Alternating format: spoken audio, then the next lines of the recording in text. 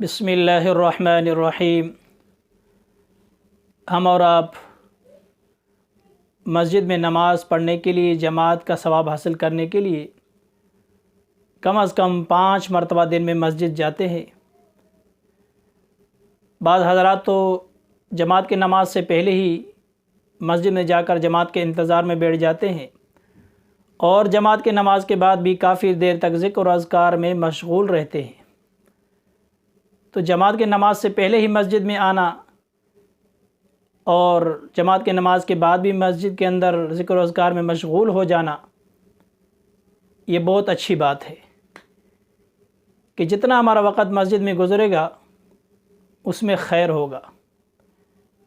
ایک حدیث کے اندر آتا ہے کہ جو مسجد میں جماعت کے انتظار میں بیٹھا رہتا ہے وہ ایسے گویا کہ جیسے نماز میں مشغول ہے، یعنی وہ نماز کا ثواب پاتا رہتا ہے۔ اب اتنا بڑا ثواب، اور اس ثواب سے محروم کرنے کے لیے شیطان بھی اپنا زور لگاتا ہے۔ وہ کس طرح زور لگاتا ہے کہ ہمیں مسجد کے اندر دنیاوی باتوں کے اندر لگا دیتا ہے تاکہ اتنے بڑے ثواب سے محروم ہو جائیں۔ مسجد کے اندر دنیاوی باتیں کرنا حدیث کی روح سے یہ کبیرہ گناہوں میں سے، بڑے گناہوں میں سے۔ ایک حدیث کے اندر آتا ہے، آپ علیہ الصلوۃ والسلام نے ارشاد فرمایا جس کا مفہوم ہے، میری امت کے آخری زمانے کے ایسے لوگ ہوں گے جو مسجدوں میں حلقے لگائیں گے اور دنیاوی باتیں کریں گے اور دنیا ان کو محبوب ہوگی۔ فرمایا کہ ان کے ساتھ ہرگز نہ بیٹھنا، اور اللہ کو ان کو کوئی حاجت نہیں ہے۔ دیکھو، ایسے لوگوں کے قریب بیٹھنے میں نقصان ہی نقصان ہے۔ آپ علیہ الصلوۃ والسلام نے فرمایا کہ ایسے لوگوں کے ساتھ بیٹھنا بھی نہیں، اور یہ اللہ کے ناپسندیدہ لوگوں میں سے ہیں۔ ایک حدیث کے اندر آتا ہے، جو شخص مسجد میں بیٹھ کر دنیاوی باتیں کرتا رہتا ہے، فرشتے اس کو مخاطب کرتے ہیں اور فرشتے اسے کہتے ہیں کہ یا ولی اللہ، اے اللہ کے ولی، اللہ کے دوست، خاموش ہو جا۔ جب یہ برابر باتوں میں مشغول رہتا ہے، اپنی باتوں سے باز نہیں آتا، تو تھوڑی دیر کے بعد فرشتے کا لہجہ تبدیل ہو جاتا ہے۔ فرشتہ کہتا ہے، اسکت یا بغید اللہ، اے اللہ کے دشمن، خاموش ہو جا۔ اب تک یہ تھوڑی دیر پہلے تک یہ اللہ کا ولی اور دوست تھا، اب یہ اللہ کا دشمن قرار دیا گیا۔ اگر پھر بھی یہ خاموش نہیں ہوتا ہے تو فرشتے کے لہجے کے اندر مزید سختی آتی ہے، اور فرشتہ اسے کہتا ہے، اسکت لعنت اللہ علیک، خاموش ہو جا، تجھ پر اللہ کی لعنت ہو۔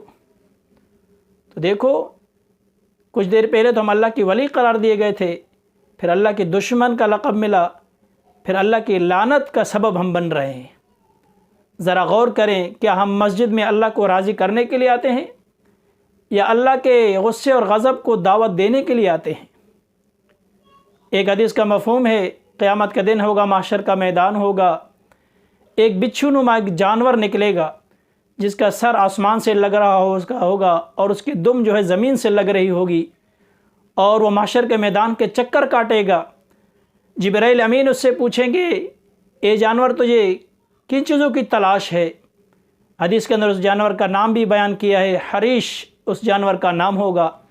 تو جبرائیل امین اس سے پوچھیں گے، حریش، تمہیں کن لوگوں کی تلاش ہے؟ وہ کہے گا، مجھے 5 لوگوں کی تلاش ہے۔ ان 5 میں سے ایک نام ان کا بھی لیا جائے گا جو مسجدوں میں دنیاوی باتیں کرتے تھے۔ پھر ان لوگوں کو چن چن کر وہ جانور جو ہے اپنے منہ میں لے لے گا اور جہنم کے اندر پہنچا دے گا۔ تو اس حدیث کے روح سے دیکھیے، یہ کتنا بڑا گناہ ہے، کبیرہ گناہ ہے۔ ہم آتے ہیں مسجد کے اندر ثواب کمانے کے لیے، بجائے لینے کے دینے پڑ جائیں، کتنی بڑی بری بات ہے۔ تو اس لیے میں خصوصی احتیاط کی ضرورت ہے، اور اگر خدا نخواستہ پہلے ہم سے اس طرح کے گناہ ہو گئے ہیں، اللہ کے دربار میں سچی توبہ کریں، آئندہ کے لیے ہم ایسے گناہوں سے بچنے کا اہتمام کریں۔ علماء نے یہاں پر ایسے گناہوں سے بچنے کے لیے ایک حیلہ بیان کیا ہے۔ وہ حیلہ کیا ہے کہ جب آپ مسجد میں داخل ہوں تو نفل اعتکاف کی نیت کر کے مسجد میں داخل ہو جائیں، تو کم از کم تھوڑی بہت جو ہم سے باتیں ہو جائیں گی ان کی تو گنجائش ہو سکتی ہے نفلی اعتکاف کی وجہ سے، لیکن یہ نیت نہ ہو کہ ہم نفلی اعتکاف کی نیت ہی اس لیے کر رہے ہیں تاکہ ہم دنیا کی باتیں کرتے رہیں، تو یہ بھی بری بات ہے۔ بہرحال میرے محترم دوستو، اگر پہلے ہم سے اس طرح کے گناہ ہو گئے ہیں، اللہ کے دربار میں سچی توبہ کریں، آئندہ کے لیے احتیاط کریں، مسجد کے آداب اور احترام سے پیش آئیں۔